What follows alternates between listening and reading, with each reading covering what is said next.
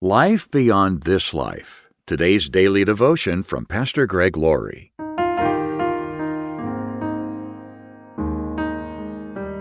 Our scripture reading today is from Matthew chapter 22, verse 32. I am the God of Abraham, the God of Isaac, and the God of Jacob. So he is the God of the living, not the dead. Belief in the afterlife isn't unique to our time. Almost every culture believes there's something beyond the grave.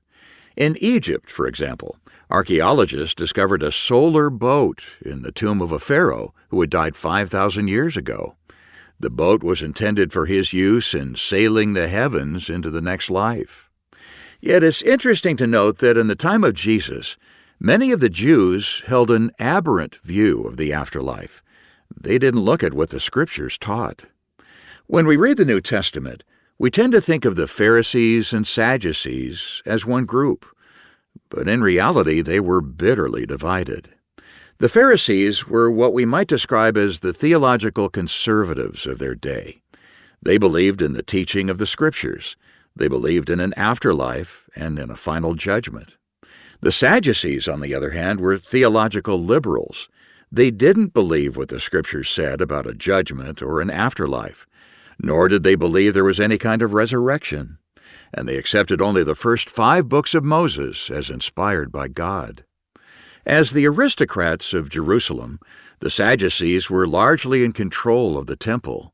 They also were responsible for the operation of the priesthood, and they obtained their wealth through the temple concessions of money changing and selling sacrifices. However, they weren't very happy with Jesus, because on 2 occasions he went into the temple and overturned their tables, saying, "The Scriptures declare, 'My temple will be called a house of prayer,' but you have turned it into a den of thieves." One day they came to Jesus with a provocative question. "Teacher, Moses said, if a man dies without children, his brother should marry the widow and have a child who will carry on the brother's name. Well, suppose there were 7 brothers. The oldest one married and then died without children, so his brother married the widow. But the second brother also died, and the third brother married her. This continued with all 7 of them. Last of all, the woman also died.